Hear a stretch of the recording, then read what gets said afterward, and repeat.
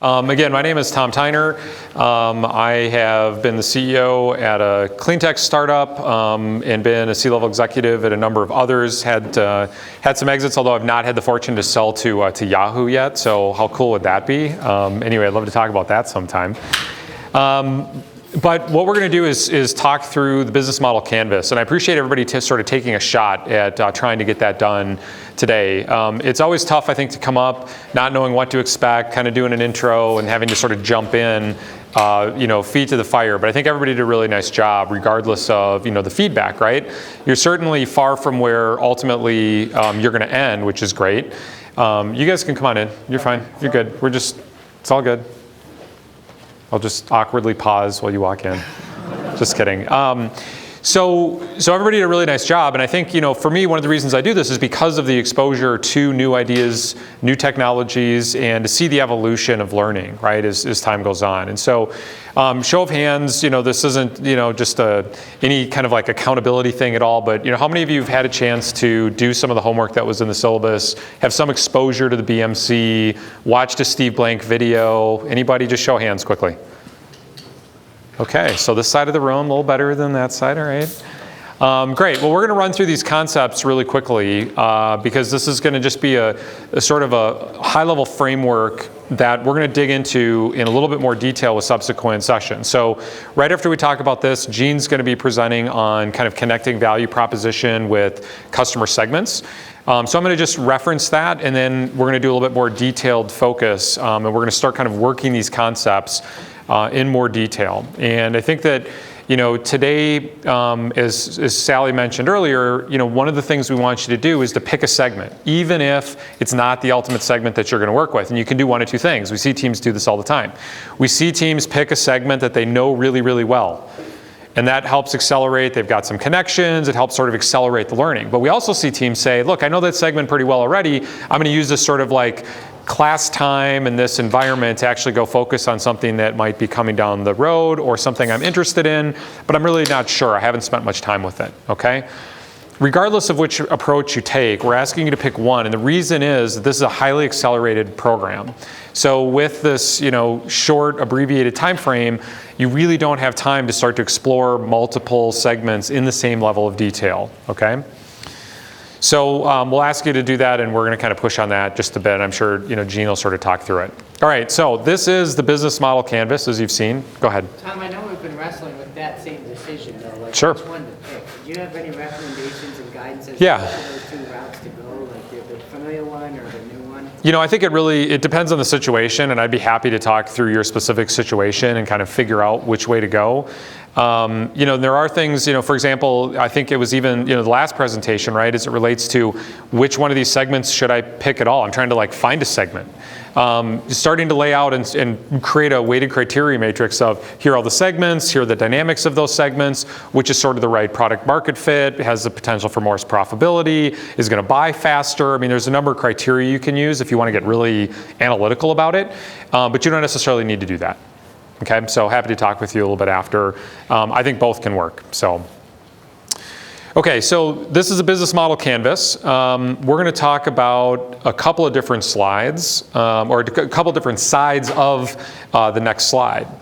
So the focus from the presentations today was really around value propositions and customer segments. You heard us comment on that quite a bit. I made brief mention of cost structure, but we really didn't talk about many of these at all, right? And that's because we really want to get two of these done, and we really want to focus on the right-hand side of the business model canvas overall. Before I dive into the individual trees, though, I want to just kind of back up and just give a high-level message of the fact that the traditional 20-page business model document is really dead, right?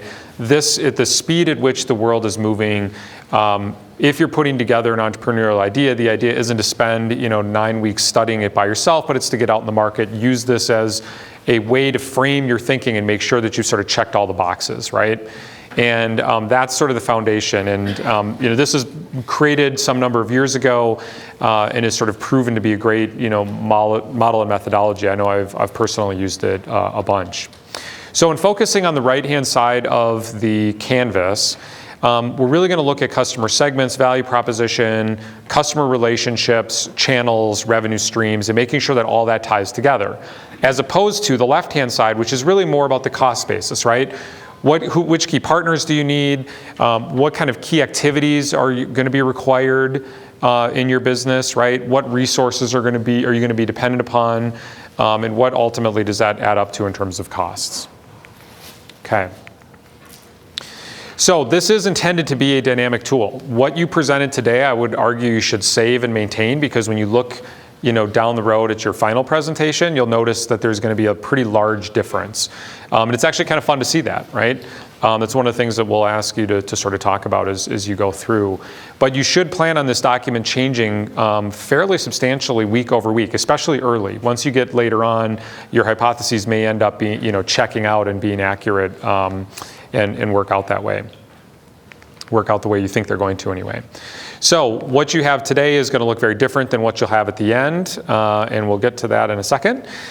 But diving into customer segments, when you're thinking about a customer segment, you're going to want to try to find a separate and distinct group of individuals, right, or an organization that is interested in your product or service, right, that they're willing to pay for that product or service, and that it starts to meet some certain criteria that you would need to run a successful business.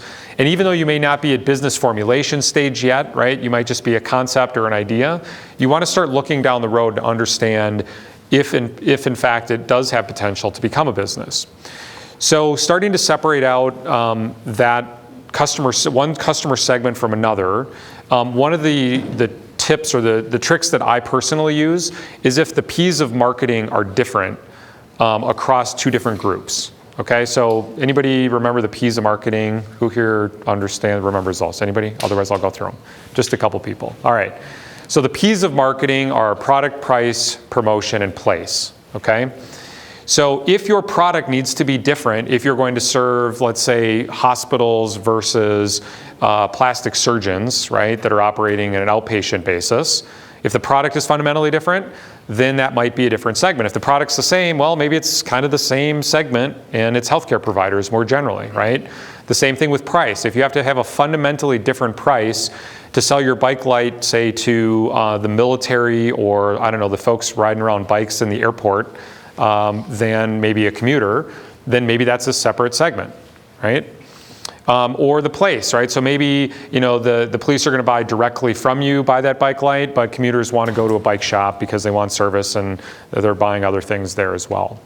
Okay, so those are ways to think about how to identify different segments. And Gene's going to go through this in a bit more detail next, I believe. So moving along, some questions you can ask are, for whom are we creating value, right? So I have this product or service, who's receiving value from it?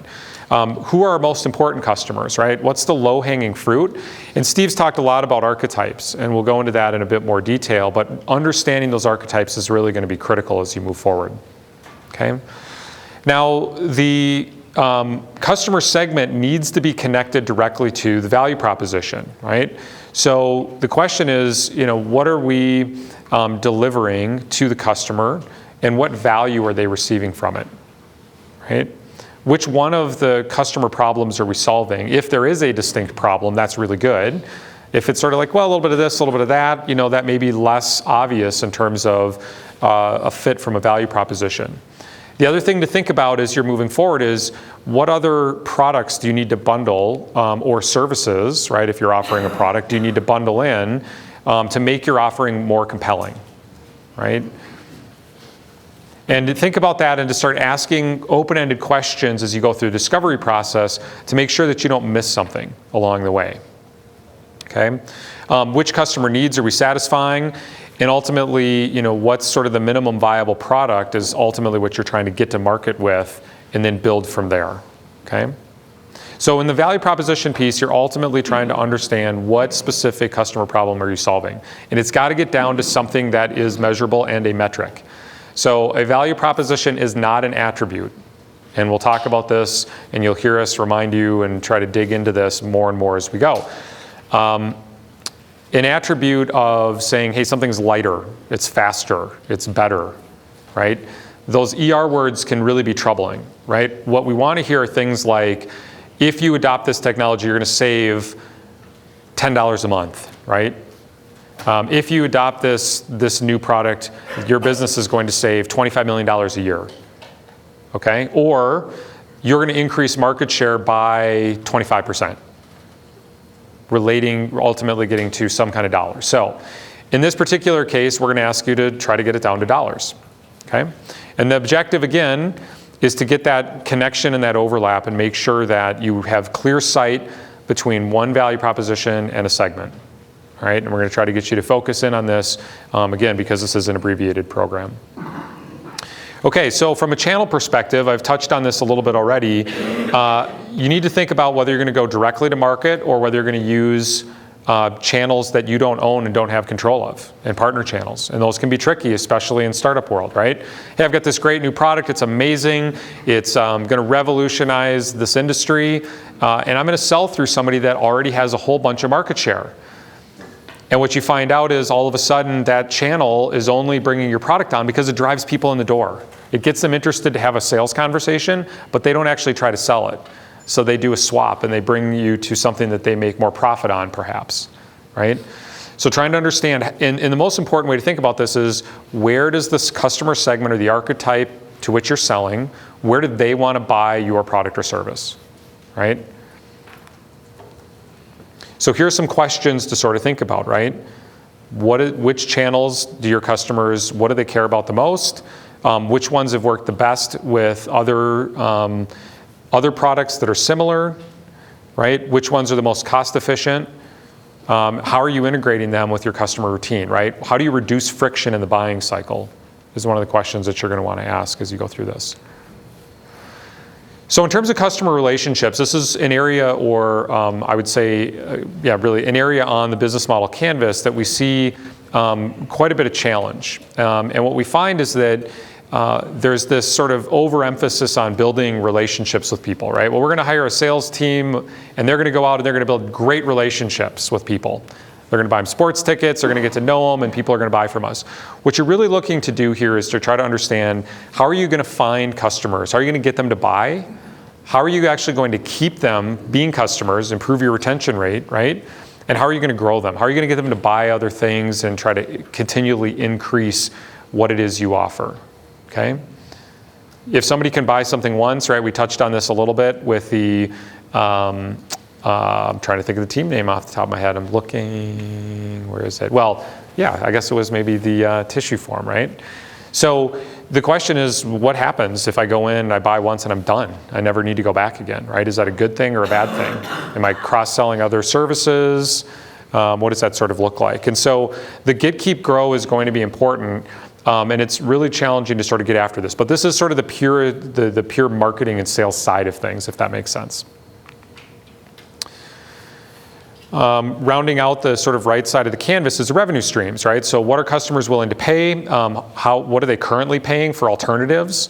What's that revenue model look like? And what kind of pricing tactics can you deploy, right? If you're selling a physical good and you're selling them one by one, could you offer that good as a service going forward, right?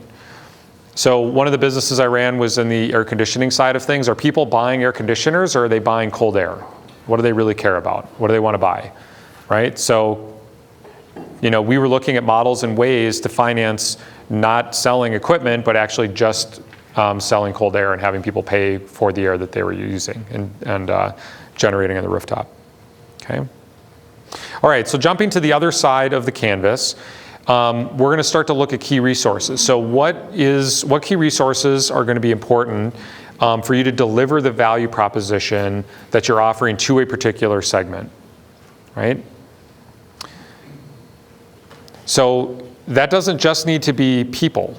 That can be raw materials, that can be other goods and services required to deliver and to make sure that you can make that happen, okay? So one of the things that you need to, this is, by the way, is you're doing customer interviews, this can often be a source of great information. So if you have a tangential supplier into an industry which you're trying to sell, they often have a lot of information about pricing, about which distribution channels are working. They see it because they're trying to sell through, or they're trying to enable others that are in that same space. Okay. So another left side business model canvas item is the key activities. So what are the things that you're going to actually need to do in order to be successful in delivering that value proposition? Is there some sort of service? Is there some sort of transformation of a physical good that's going to be required, right? In order to achieve that value proposition. Who do you need a partnership? Who do you need a partnership with, if anyone, to deliver this? And this is another area where we see teams typically trip up, right? Because you think you need to partner with everybody. The key question to ask with this one is, why does a partner need you? So a supplier, if you're buying, let's say, a raw material from somebody that you're transforming into a product you're going to sell, they don't necessarily need to be a partner with you for you to make that happen, right? If they need you just as much as you need them, then that becomes more of a partnership, right? So you need to really fundamentally ask, as you're thinking about key partners, do they need something from you really? Or are you just a distribution channel for them, right? Does that make sense? Okay. And ultimately, as you sort of think about the key activities, the key resources, the partners with which you need, that ultimately ends up building up what your costs are going to be. So I made reference to one of the teams sort of presenting, how much things were going to cost, right, to a customer, which is really more a pricing strategy at the end of the day. It's really more, hey, this is what the monthly fees are, the gold, silver, platinum plan, et cetera. And that's really more on the revenue side, right? That's the pricing element of it. What we're trying to get to on the cost structure side is, what are those key costs? What is it going to cost you to, have servers ultimately to run your software, right? What's the cost, the resource, to make sure that those servers don't go down? When they do go down, what does that look like? How do you build the nth feature in to make sure you're staying competitive? And you want to make sure that all of that cost comes in so that you can really make sure that you end up with a profitable business at the end of the day. Okay? All right.